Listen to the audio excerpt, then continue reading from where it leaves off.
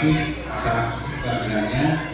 Pada pagi hari ini saya akan mencoba mendefinisikan apa yang saya peroleh dari pendidikan guru penggerak, yaitu mengenai disiplin positif, nilai-nilai kebajikan universal.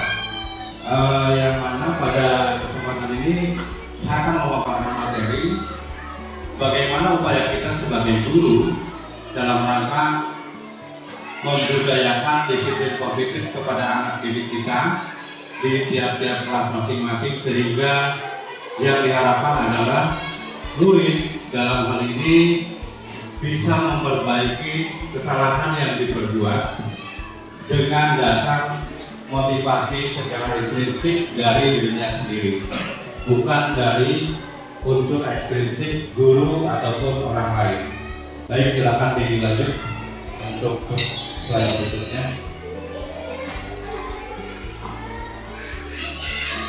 Ini pengertian budaya disiplin positif.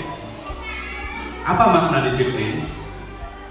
Disiplin berasal dari bahasa Latin disiplinia, artinya belajar. Makna dari kata berkonotasi dengan disiplin ini dari murid ini menurut Socrates dan Plato. Disiplin diri membuat orang menggali potensinya menuju sebuah tujuan apa yang dia hargai.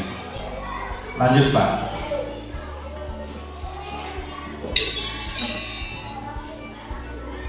Selanjutnya adalah nilai-nilai kebajikan universal. Ini yang nantinya akan kita terapkan dalam membuat atau menyusun sebuah keyakinan kelas. Jadi sebelum kita menerapkan budaya disiplin, kita terlebih dahulu harus membuat atau menyusun keyakinan kelas di kelas masing-masing dengan berdasarkan kesepakatan antara guru dengan murid. Keyakinan kelas berdasarkan dari nilai-nilai kebajikan universal. Apa saja nilai-nilainya? Bisa dengan disiplin, bisa kemudian kalimatnya adalah datang tepat waktu, menghargai teman, menghormati guru, dan lain sebagainya, termasuk menjaga keindahan kelas. Sejauh ini kita sedang digaungkan dengan upaya membersihkan lingkungan kelas dari kotoran-kotoran yang diperbuat oleh siswa. Dengan membawa tikrek ke sekolah, siswa selama ini telah melakukan upaya tulis menulis di atas meja, sehingga sekolah alhamdulillah pada kesempatan ini bisa mengatasi semua itu dengan cara membudayakan disiplin positif ini. Mudah-mudahan ini bisa berjalan selanjutnya ke depan dengan lebih baik. Selanjutnya, Pak.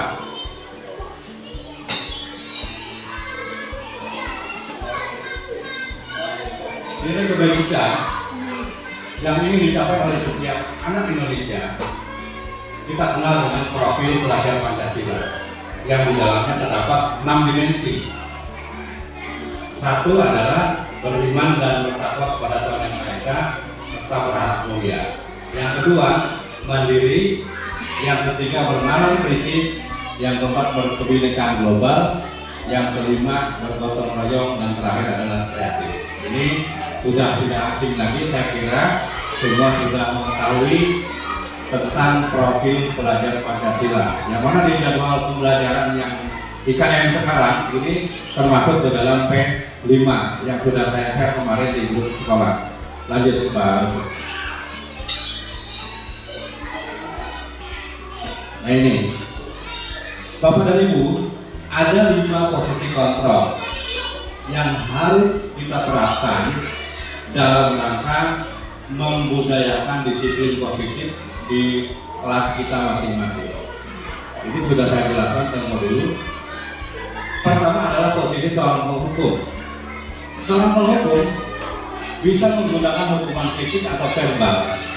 Orang-orang yang menjalankan posisi penghukum senantiasa mengatakan bahwa sekolah memerlukan sistem atau alat yang dapat lebih menekankan murid-murid lebih dalam lagi.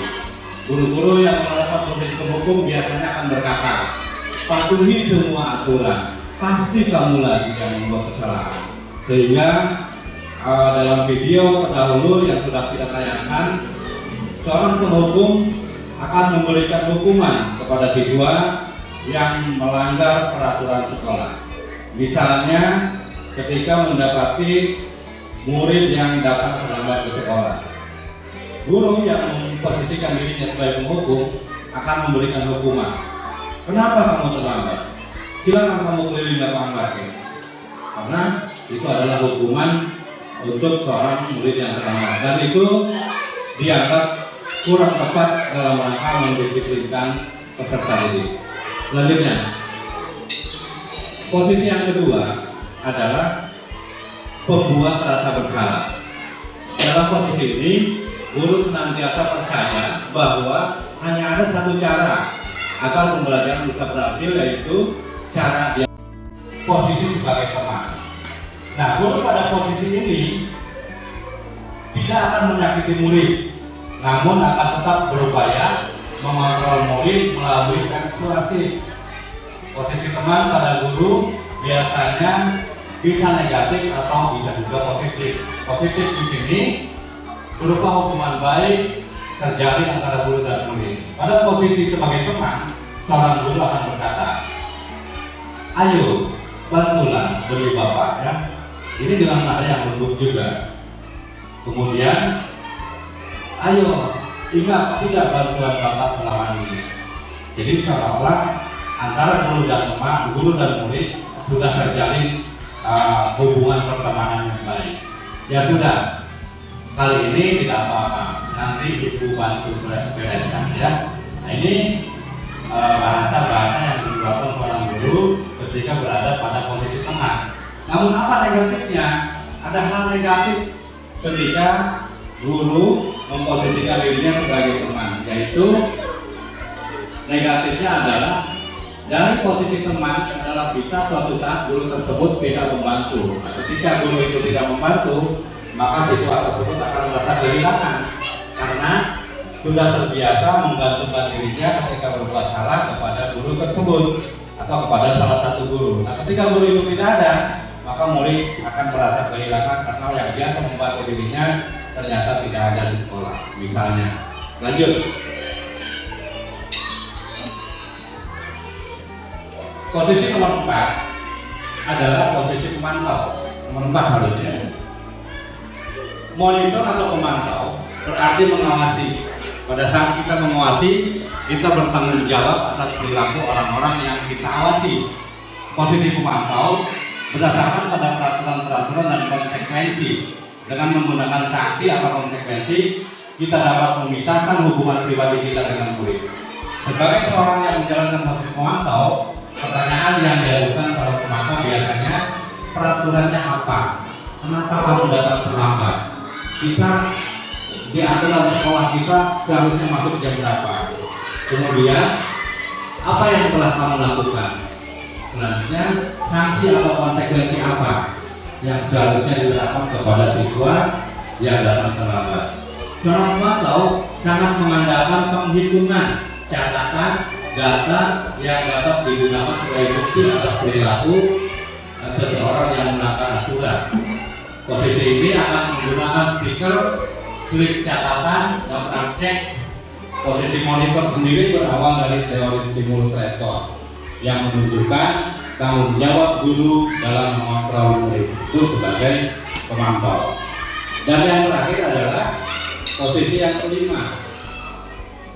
Ini yang penting kita ketahui, yaitu posisi sebagai manajer.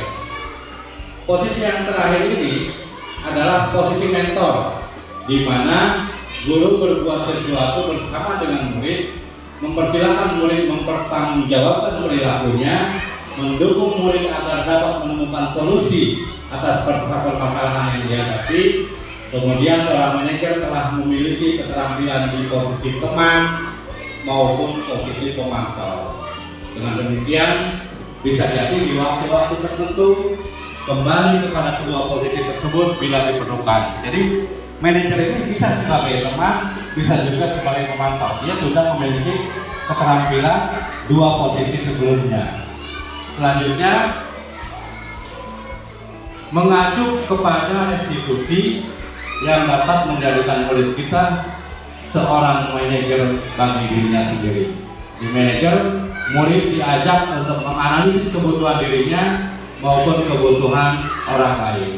Di sini penekanannya bukan pada kemampuan membuat konsekuensi, akan tetapi dapat berkolaborasi dengan murid bagaimana memperbaiki kesalahan yang ada. Jadi murid ketika melakukan kesalahan bukan disalahkan, bukan dihukum, bukan diberikan konsekuensi, akan tetapi dalam hal ini guru sebagai manajer berupaya mencari sebuah solusi bersama-sama murid yang melakukan kesalahan, berdiskusi dengan santun demi menemukan solusi sesuai dengan kesepakatan. Lanjutkan. Guru sebagai manajer akan berkata, apa yang kita yakini? Nah, ini yang saya singgung tadi. Apa yang kita yakini? Kembali ke keyakinan kelas. Makanya setiap kelas wajib membuat keyakinan kelas dengan berbasis pada kesepakatan antara guru dan murid. Jadi bukan lagi peraturan namanya, tapi keyakinan kelas yang didasari kesepakatan. Apa kamu meyakininya? Itu sesuai dengan keyakinan kelas. Ketika siswa yang berbuat kesalahan, maka dia akan menjawab. Kita korek, kita eksplorasi kenapa siswa bisa melakukan kesalahan. Misalnya ketika mendapati murid yang terlambat, kenapa kamu bisa terlambat? Maka jawabannya bisa bervariasi, bisa jadi karena malamnya tidurnya terlalu larut dengan aktivitas misalnya terlalu banyak nonton TV atau memainkan handphone.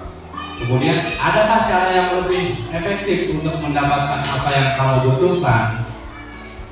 Tentunya ada. Bagaimana caranya? Bisa dengan mengurangi aktivitas-aktivitas yang tidak berguna, yang bisa membuatnya bangun kesiapan. Selanjutnya, ini yang terakhir, menanyakan keyakinan. Keyakinan kelas apa yang telah kita sepakati? Apakah perilaku kamu sudah sesuai dengan keyakinan kelas yang kita sepakati?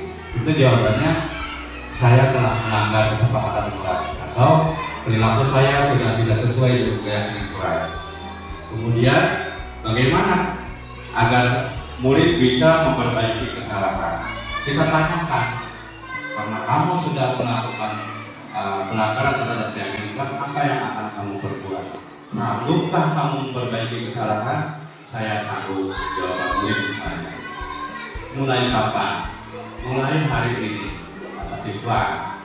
Maka kita sudah melakukan atau menjalankan langkah-langkah yang disebut dengan segitiga restitusi. Apabila kita sudah menerapkan itu, insya Allah motivasi siswa secara intrinsik akan terlahir dalam dirinya sendiri, bukan atas faktor dorongan dari orang lain. Lanjut Pak.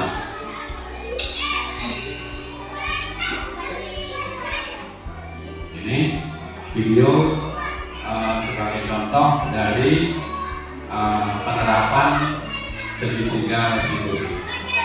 Di dalam salahnya kita flashback atau menonton kembali video yang sudah pernah kita saksikan. Silakan dimulai Pak. Nanti setelah ini saya minta atau berdua orang untuk berdiskusi. Salam bahagia Ibu dan Bapak Guru hebat. Dalam penerapan disiplin positif restitusi, salah satu program yang dikembangkan adalah 5 posisi kontrol. 5 posisi kontrol dalam restitusi adalah proses perjalanan seorang pendidik agar dapat mengenali dirinya. Pada video kali ini, kita akan membahas tentang 5 posisi kontrol yang dikembangkan oleh Diane Goshen dan contoh penerapannya.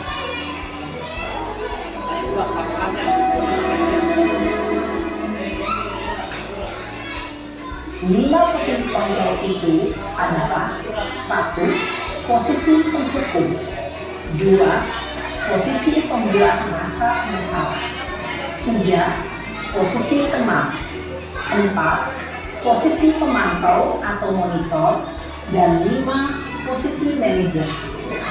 Untuk lebih memahami kelima posisi tersebut, mari kita saksikan kasus kemarin yang terlambat hadir yaitu murid di sekolah dan melihat bagaimana kelima posisi kontrol dalam menghadapi masalah tersebut.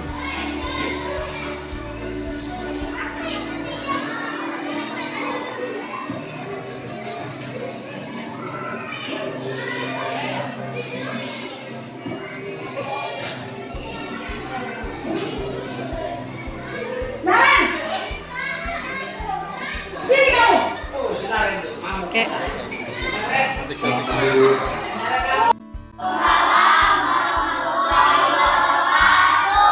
Selamat pagi anak-anak. Apa kabar kalian hari ini? Alhamdulillah. Terima kasih. Pada kesempatan pagi hari ini Bapak akan memberikan sebuah materi yang mana pada materi ini Bapak akan mengajak kalian semua untuk membuat suatu kesepakatan kelas atau yang biasa disebut dengan keyakinan kelas. Mengapa? Karena peraturan sekolah yang ada atau peraturan kelas yang sudah dibuat oleh kita itu kadang-kadang banyak sekali dilanggar. Oleh karena itu, peraturan dibuat tidak hanya sepihak, namun berdasarkan kesepakatan antara guru dengan siswa, antara Bapak dengan kalian semua. Kalau kita sudah sepakat, artinya keyakinan kelas ini kita yang membuat, bukan orang lain. Maka tidak mungkin kita akan melanggarnya. Setuju kita membuat keyakinan kelas hari ini? Setuju. Baik.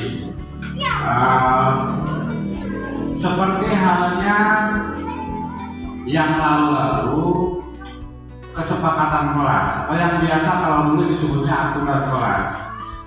Coba Bapak minta satu orang berpendapat. Salah satu contohnya itu apa coba? Ya, Indah. Siapa tadi? Dewi. Disiplin ya, betul sekali. Itu salah satu nilai kebajikan. Nah sekarang Bapak akan meminta kalian menuliskan ide atau pendapat kalian di buku masing-masing untuk nanti hasilnya akan dibacakan dan ditulis oleh yang bersangkutan di papan tulis ya.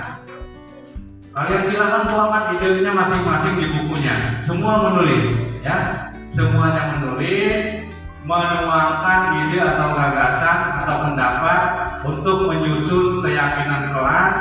Nanti perwakilannya akan Bapak persilakan untuk menulis di papan tulis. Silakan Bapak berikan waktu 2 menit untuk menulis semua. Silakan tulis di bukunya masing-masing untuk menuangkan pendapat. Kira-kira apa yang kalian sepakati untuk keyakinan kelas yang akan kita buat pada hari ini, supaya kita tidak saling melanggar dan tidak saling menyalahkan. Masing-masing menyadari bahwa inilah keyakinan kelas, inilah kesepakatan kelas yang harus kita yakini dan harus kita laksanakan. Silakan.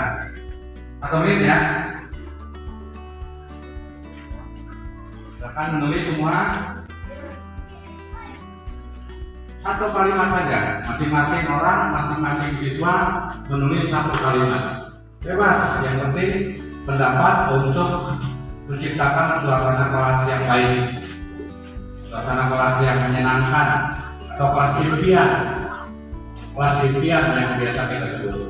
Silakan. Sudah? Ada yang sudah? Siapa? Dewi. Dewi, coba dibacakan. Saling menghargai, betul sekali, tepat ya. Saling menghargai antara teman dengan teman, teman sekelas maupun teman yang di luar kelas harus saling menghargai. Maka keyakinan kelas. Dewi silakan maju coba.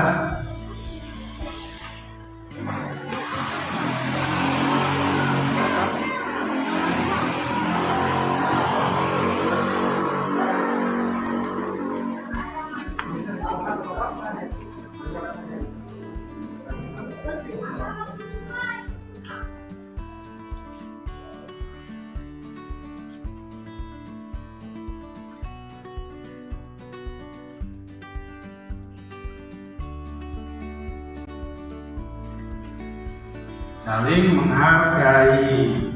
Setuju semua? Setuju ya. Maka kita harus saling menghargai antara teman dengan teman, atau teman dengan kelas yang lain, kelas 6 dengan kelas 5, atau dengan kelas yang lain. Lanjut, siapa lagi? Bos, silakan. Ditulis saja di depan langsung kalimat yang bos tuliskan di buku tadi. Nomor 2.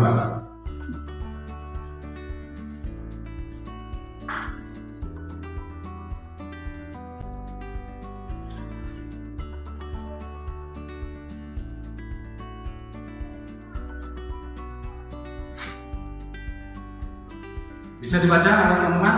Bisa. Apa? Harus disiplin. Silakan duduk. Terima kasih ya. Selanjutnya. Siapa lagi? Alif, silakan. Muhammad Nur Alif.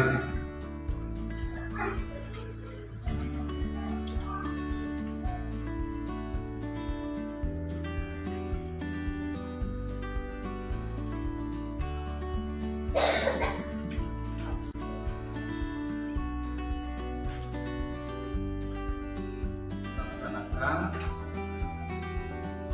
Oke, ya.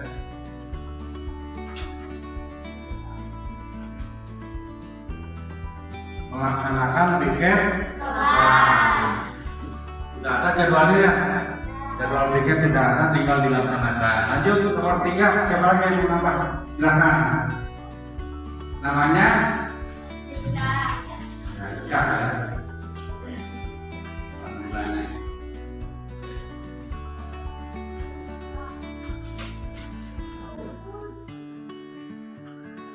Menjaga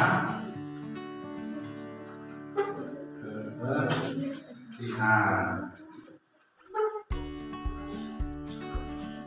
Bagus, ya, berikan tepuk tangan nomor 3.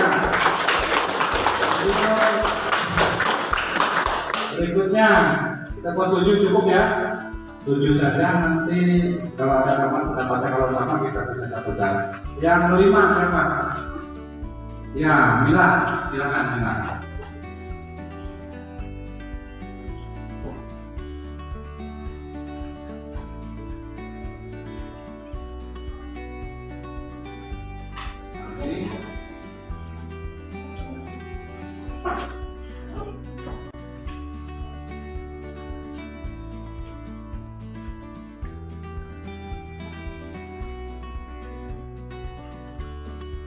Saling tolong menolong. Berikan tepuk tangan untuk Mila. Ya. Selanjutnya nomor 6 siapa? Nur ya, Aini.